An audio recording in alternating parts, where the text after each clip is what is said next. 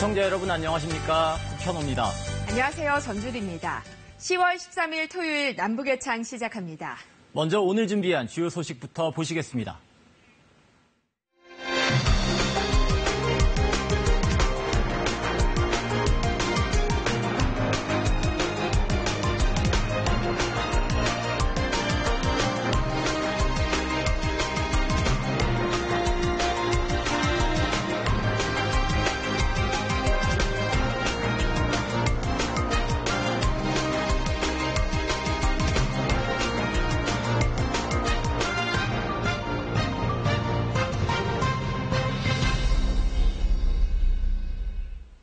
폼페이오 장관의 방북이 마무리되면서 북미 협상이 또 다른 국면으로 접어들었습니다.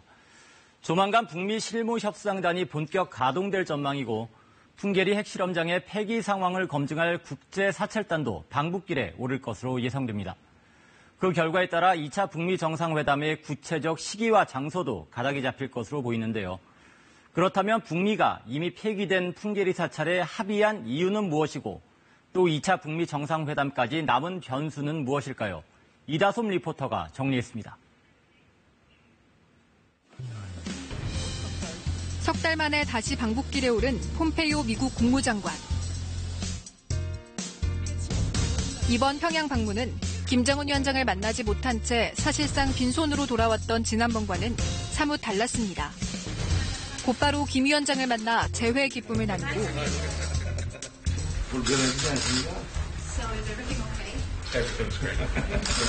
Very much looking forward to our time together. 예정에 없던 오찬을 함께하며 덕담을 주고받기도 했습니다. 양사의 그 더운 앞날을 기약해 볼 수 있는, 물론 조심스럽지만 기약해 볼 수 있는. 북한 매체들은 폼페이오 장관의 방북 소식을 대대적으로 보도했습니다. 북한 당 기관지 노동신문은 일면을 회담 사진들로 채우며 화기애애한 분위기를 강조했고 조선중앙TV도 면담 과정과 합의 내용을 상세히 담은 기록 영화를 방영했습니다. 지난 7월 폼페이오 장관의 3차 방북 직후 미국이 강도적 요구를 했다고 비난했던 것과 180도 다른 모습입니다. We can now see a path to where we'll achieve the ultimate goal, which is the full and final verified denuclearization of North Korea. 폼페이오 장관은 4차 방북에서 중대한 진전을 이뤘고 이젠 비핵화로 가는 길을 볼 수 있게 됐다며 만족감을 드러냈습니다. 북미 협상의 최대 분수령으로 꼽혀온 평양 담판이 마무리되면서 비핵화 협상은 다시 본 궤도에 진입했고 2차 북미 정상회담도 가시권에 들어왔습니다. 폼페이오 장관의 방북에 별다른 성과가 없다는 일부 비판도 있지만 북한과 미국은 일단 서로의 노력을 긍정적으로 평가하는 분위기인데요. 하지만 양측의 합의 발표를 살펴보면 미묘한 차이가 감지돼 최종 타결까지는 여전히 고비가 남았음을 시사했다는 관측도 나옵니다. 북한의 언론 보도들은 김정은 위원장과 폼페이오 장관 간 합의의 성과로 2차 정상회담 개최 합의를 가장 전면에 내세웠습니다. 미국이 공식 발표를 하기도 전 예정된 2차 정상회담이라는 말로 분위기 띄우게 나섰고 전 세계의 초미의 관심사인 비핵화 협상을 둘러싼 큰 진전이 2차 정상회담에서 일어날 거라는 기대를 한껏 드러냈습니다. 예정된 제2차 초미 순회회담을 계기로 전 세계의 초미의 관심사로 되는 문제 해결과 지난 회담에서 제시한 목표 달성에서 반드시 큰 선진이 이룩될 것이라는 의지와 확신을 표명하셨습니다. 북미 정상회담을 통해 자신들이 원하는 빅딜, 즉 종전선언과 제재 완화 등을 큰 틀에서 단판 짓자는 북한의 의중이 담겼다는 평가입니다. 다만 북한 측 발표에서 폼페이오 장관이 방북 직후 발표한 내용, 즉 김정은 위원장이 풍계리 핵실험장에 되돌릴 수 없는 폐기 여부를 확인하기 위해 사찰당 방문을 초청했다는 내용은 보이지 않았습니다. 지난 5월 전 세계 풍계리 핵실험장 폭파 장면을 중계한 북한. 갱도 안에 여러 곳에 폭약을 설치해서 갱도 안을 우선 폭파하고 입구를 완전히 허물어버리는 방법으로. 예? 북한 당국은 당시 수명에 다한 2번 갱도는 물론 핵실험이 이루어진 적 없는 3, 4번 갱도까지 폭파하며 자신들의 비핵화 의지를 강조했습니다. 하지만 전문가들의 참관이나 시료 채취 등은 허용하지 않아 진정성에 물음표를 남겼습니다.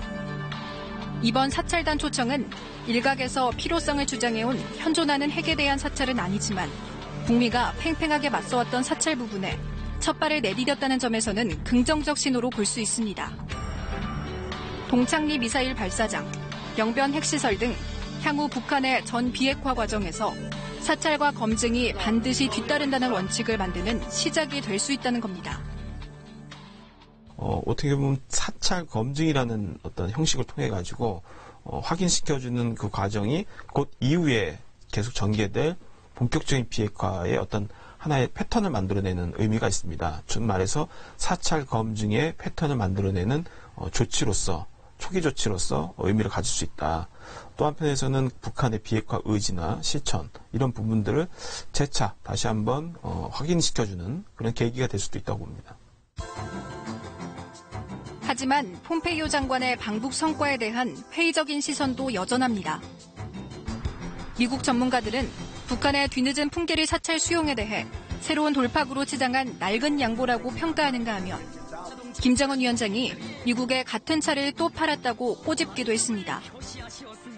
Right. Well, what I hear in my conversations with U.S. government officials is there's been no breakthroughs, no progress behind the scenes. What you see in front of the curtain is the same as behind the curtain. 이런 비판에 대해 미 국무부는 전문가가 사찰하는 것은 과거 언론이 폐쇄 장면을 참관했던 것과는 전혀 다른 일이라고 반박했습니다. 어떠한 핵실험이 이루어졌는지를 분석하는 과정이 필요하다는 거죠. 그렇기 때문에 그 자리에 가서 제대로 폭발됐는지, 그래서 핵실험장이 제대로 붕괴됐는지만을 확인하는 것이 아니라 실질적으로 작업을 해서 그 안에 구멍을 뚫어서 토양과 지하수를 채집하고 그것을 분석할 수 있는 그러한 합의가 이루어져야 제대로 된 검증이다, 이렇게 평가할 수 있겠습니다. 북한이 지난 5월 폭파한 풍계리 핵실험장의 검증을 수용한 것은 비핵화의 진정성을 대회에 보여줌으로써 일종의 신뢰 구축을 하려는 의도로 보입니다. 북한은 지난 평양 남북정상회담에서 동창리 미사일 시험장 참관과 조건부 영변 핵시설 영구 폐쇄 등을 제안한 바 있습니다. 여기에 풍계리 사찰이라는 또 하나의 카드를 제시하면서 미국 내 회의론을 돌파하고 종전선언의 명분을 얻으려는 의도도 있을 것으로 보입니다. 네, 북한은 아주 일관되게 자신들의 그 선의의 자발적인 조치, 즉 말해서 풍계리 핵실험장 폐쇄 그리고 동창리의 폐기 참관과 같은 일련의 자발적 조치가 종전선언과 교환돼야 된다라는 주장을 계속 일관되게 해왔습니다. 그 선의 조치 단계를 보다 확실하게 검증을 받고 선의 조치 단계에서 종전선언을 주고받는 이 프로세스를 마치겠다. 이런 의도도 상당 부분 가질 수 있고 미국이 그것을 일정 부분 수용했다라고도 볼 수 있을 것 같습니다. 미국도 당장 북한이 수용하지 않는 핵리스트 신고나 영변 핵시설 폐기에 연연하는 대신 북한이 제시한 폐기 결과를 먼저 챙기겠다는 뜻으로 읽힙니다. 북미가 합의한 풍계리 핵실험장의 검증 모습을 보여줌으로써 폼페이오 장관의 방북 성과를 최대한 활용하고 북미 정상회담의 여건과 정당성을 확보하겠다는 의지도 담겨 있습니다. 김정은 위원장과 폼페이오 장관이 조기 2차 북미 회담 개최에 합의했지만 트럼프 대통령은 2차 정상회담은 다음 달 6일 중간선거가 끝나야 할 것이라고 못 박았습니다. 선거 지원 유세 일정이 바빠 회담 일정을 잡기 어렵기 때문이라고 설명했습니다.